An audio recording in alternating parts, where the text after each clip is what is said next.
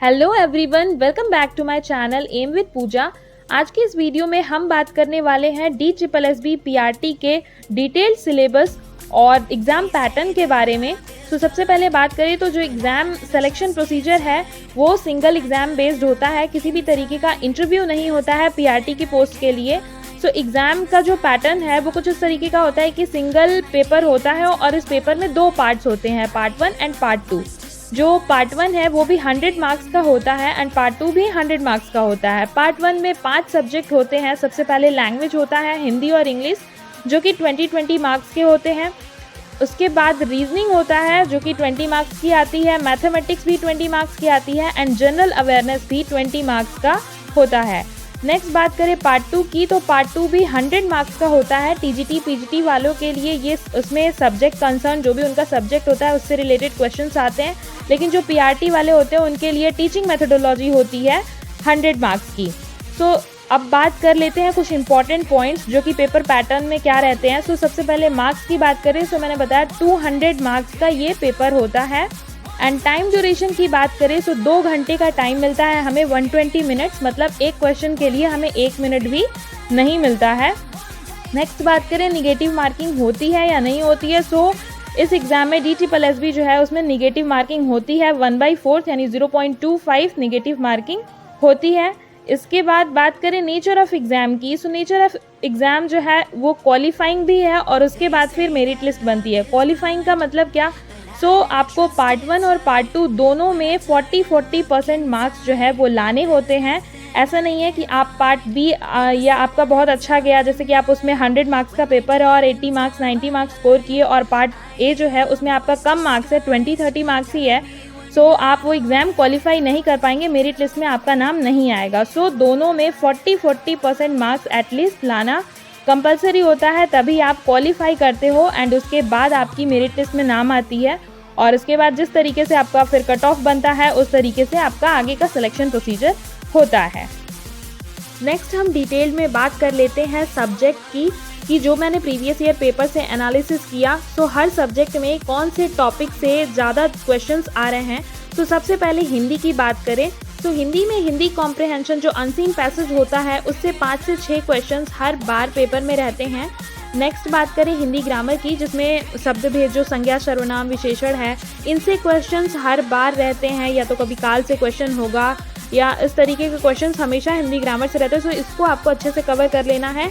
इसके बाद वोकैबुलरी की बात करें, मतलब कौन सा शब्द तत्सम तद्भव है ये अच्छे से पढ़ लेना है आपको। देशज विदेशज शब्द जो हैं इनसे भी 2-3 क्वेश्चंस रहते ही रहते हैं। सेंटेंस स्ट्रक्चर, मतलब कि संयुक्त वाक्य कौन से हैं, सरल वाक्य, मिश्र वाक्य, किस तरीके से ट्रांसफॉर्मेशन चेंज करते हैं, इसको अच्छे से कर लेना है। पर्यायवाची और विलोम के भी हर बार क्वेश्चंस जो हैं वो 2 से 3 रहते ही रहते हैं। ये हिंदी के कुछ मेजर टॉपिक हैं जो आपको कवर करने हैं। इसके बाद हम बात करें इंग्लिश की, ये भी 20 नंबर की आती है हमारी। इसमें भी अगेन अनसीन पैसेज होता ही है। उसके बाद 5 से 6 क्वेश्चन अनसीन पैसेज के होते हैं। उसके बाद एरर स्पॉटिंग के क्वेश्चंस जो हैं, जिसमें आपको ABCD किस पार्ट में एरर है वो बताना होता है। ये क्वेश्चन कम से कम 4 क्वेश्चंस तो होते ही हैं हर बार, मैंने जो पेपर में एनालाइज किया तो देखा। उसके बाद 1 वर्ड सब्स्टिट्यूशन है, 2 क्वेश्चंस इसके होते हैं। सेंटेंस करेक्शन की अंडरलाइन किया हुआ है, उस पार्ट को आप करेक्ट करो। इस तरीके के क्वेश्चन, सिनोनिम एंटोनिम्स 2-3 क्वेश्चंस, ऐसे फिल इन द ब्लैंक्स के, आइडियम एंड फ्रेजेस, इस तरीके के क्वेश्चंस जो हैं वो हर बार 2 से 3, 3 से 4 इस तरीके से वैरी करते हैं। ये वो टॉपिक्स हैं, इंपॉर्टेंट पॉइंट्स हैं जो आपको डेफिनेटली कवर करने हैं, क्योंकि ये इनसे आपको 2 से 3 नंबर, 3 से 4 नंबर के हर बार हो सकता है कि सिनोनिम एंटोनिम किसी बार ज़्यादा आ जाए, किसी बार कम आए। ये आपको देखने को मिलने वाला है। इसकी प्रैक्टिस आपको अच्छे से करनी है। नेक्स्ट मैं अगर बात करूँ मैथमेटिक्स की, मैथ्स में जो मैंने पॉइंट्स लिखे हैं, जो मैंने टॉपिक लिखे हैं वो मैं एनालाइज करके लिखी हूँ कि इससे क्वेश्चन जो है वो हर बार मिले हैं।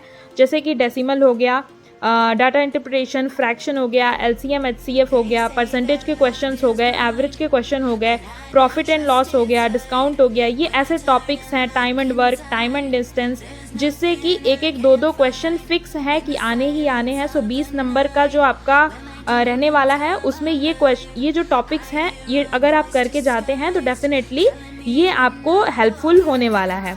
सो मैथ्स के बाद हम बात करें रीजनिंग की, सो रीजनिंग भी हमारी 20 नंबर की आती है।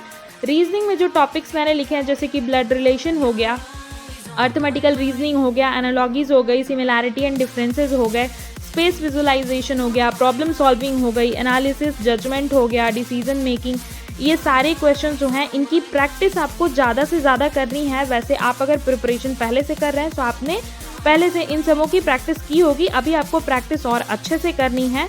तो रीजनिंग के बाद आ जाता है जनरल अवेयरनेस का हमारा टॉपिक। जो जनरल अवेयरनेस बहुत ही वास्ट होता है, तो इसको कैसे कवर करें और इसमें किससे क्वेश्चंस जो हैं वो ज़्यादा देखने को मिलते हैं। तो history, polity, constitution, geography, economics, science, इन सब से क्वेश्चंस मिलते हैं और इसके साथ ही करंट अफेयर से भी कुछ क्वेश्चंस जो है वो देखने को मिलते हैं।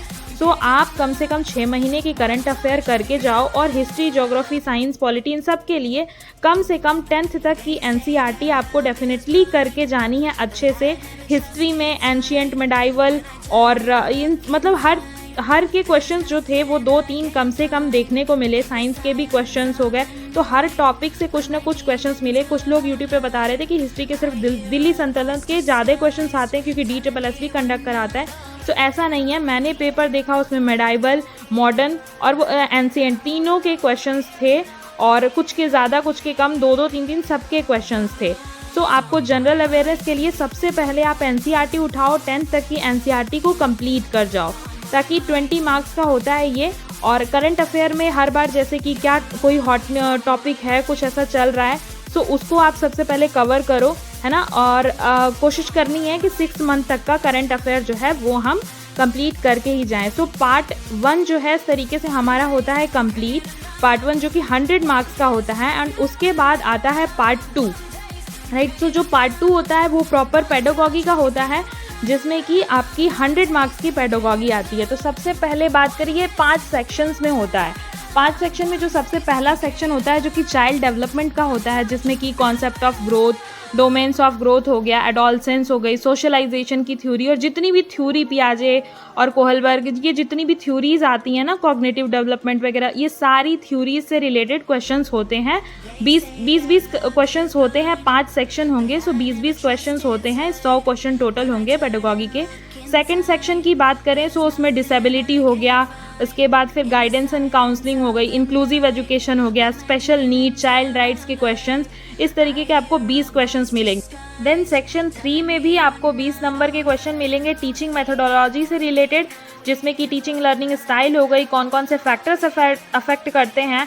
एंड देन पेडागॉजी जो कि इंग्लिश, मैथ्स, EVS की जो पेडागॉजी होती है उसके भी कुछ क्वेश्चंस आपको इसी टीचिंग मेथोडोलॉजी में मिलेगा। सेक्शन 4 में अगेन आपको 20 नंबर का क्वेश्चन होगा जिसमें कि NEP और जितनी भी पॉलिसीज हैं, NCF वगैरह, ICT, लीडरशिप, इन सारे चीज़ों पे क्वेश्चन मिलेगा।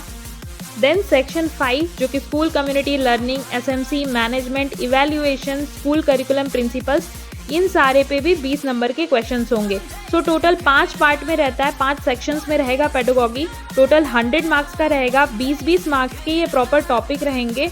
तो इनको आपको अच्छे से प्रिपेयर करना है। जैसे कि अगर KVS में देखा जाए तो उसका भी सिलेबस कुछ इसी तरीके का था, लेकिन जो DSSB है वो बहुत ब्रीफ जाता है, बहुत सारी थ्योरीज, बहुत सारे कॉन्सेप्ट्स थे जो कि KVS में नहीं थे, लेकिन DSSB में वो सारी चीज़ें आपको बहुत डिटेल में स्टडी करनी पड़ेंगी। और क्योंकि ये 100 मार्क्स का होता है सो अच्छा खासा कवरेज इसमें होता है।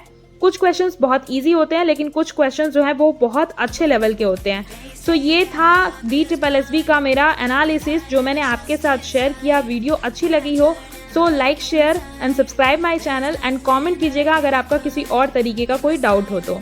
Thank you so much for watching.